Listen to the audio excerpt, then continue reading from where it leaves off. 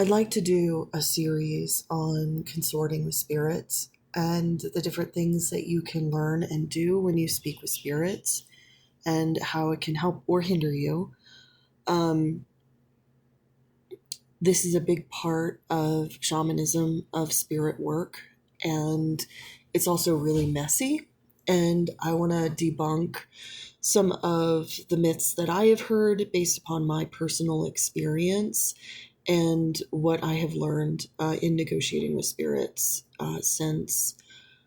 I was negotiating with spirits most of my childhood. I was frequently attacked by them, but it wasn't until my grandmother died and appeared in my dreams and trained me from the underworld that I actually learned that, this isn't something that I have to be a victim to.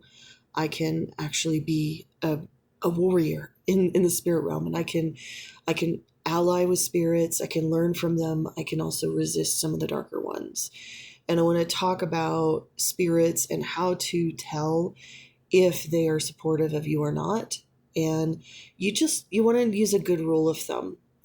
If you were to imagine if a spirit comes and gives you information, and if that being was in a physical form, number one, like, would its actions and words and the effect of those actions and words upon you, if that would be something that you would have or not have as a friend, really take it to the physical realm.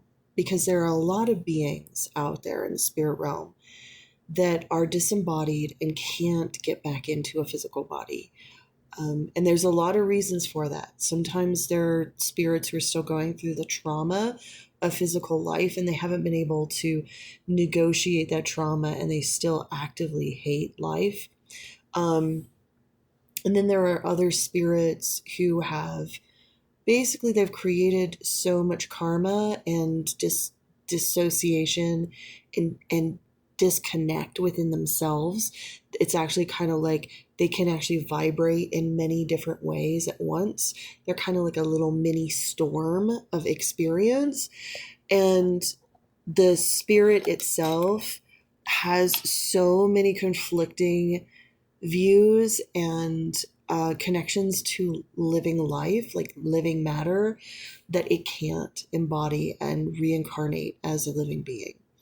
So you need to understand that in order to be a physical living human being and as a shaman, it means you're already a high level soul anyway. You have great respect for life and for the enormous amount of metaphysical energy that goes into creating sentient life in a material plane.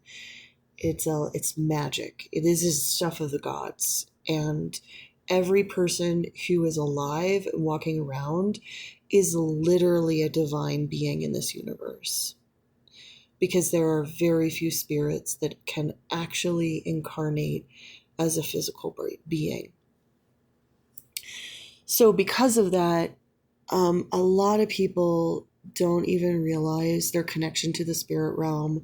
A lot of humans, unfortunately, due to our culture and the lack of spiritual knowledge, and the lack of spiritual, I would say, maturity, especially in Western civilization, we do not we do not have a lot of protections against the spiritual realm within our own ancestral bloodline, because a lot of our ancestors, they did not value the boundaries between living and spirit realms, and they offloaded that to entities like monotheistic churches.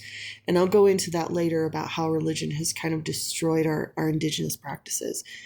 But because of that, a lot of Western people do not have psychic protection against spirits.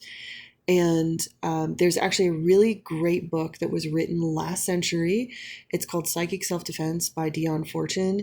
She writes about this. And Dion Fortune was a very powerful witch and shaman from England. And she knew that there was a lot of issues in Western civilization with the spiritual realm. And she witnessed many people dealing with possession. And after World War One, her and a bunch of friends opened up a spiritual clinic in England and actually helped people who had become possessed by spirits in the war. And there's this really powerful story in that book where she talks about a young man who was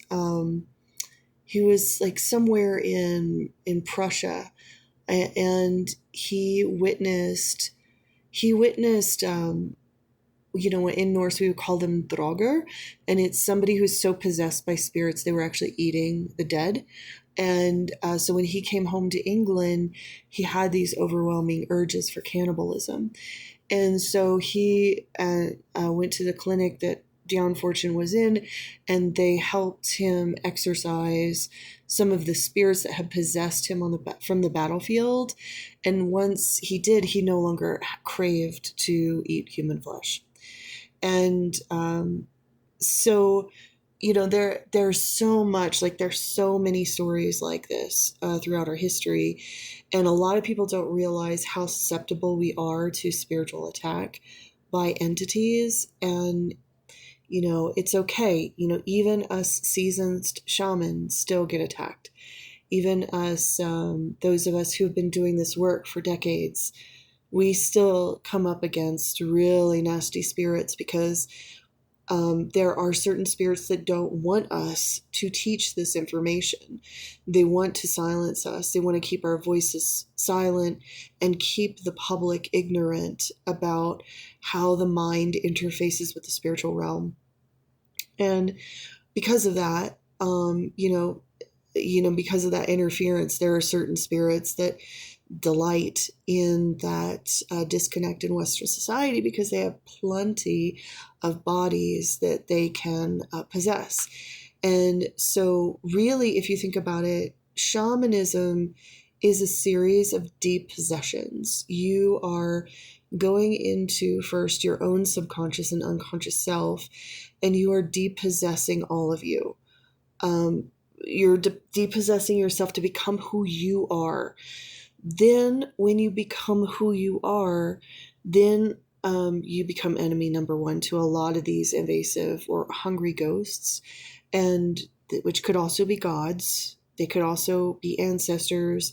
They could be aliens. They could be so many different types of consciousnesses that are disembodied, and they could try to invade, get back, and so they can get back into your body to get you to self-sabotage, and also be distracted so much so that you don't fulfill your purpose in this world. So that's why shamanism is so dangerous. It's not the fact, okay, because we're no longer being killed by the majority population. Luckily, in Western society, people laugh at magic, so they aren't actively burning us at the stake or killing us, which is really nice because we can actually exist. But we are labeled insane. We are often socially ostracized and misunderstood. And then those of us in the community, often because of the severe, wounds that we bring back from previous lifetimes as shamans, we attack each other and we isolate each other, and it can be challenging. It is a challenging work to do because you really become enemy number one. If you become a true shaman, you are enemy number one to a lot of spirits and gods out there. And so your goal, number one, is to clean up your veered, your conscious, subconscious, and unconscious self. That includes your mind, your emotions, and your body. You clean up all of that. You clean up all your inner realms. You find solidity. You figure out who you are. And then what you do is you begin to go outwards and have experiences. You learn from spirits, and then you help others become spiritually sovereign as well. Shamanism is a natural state of humanity. All of us are born with this gift. Unfortunately, very few choose to take this up.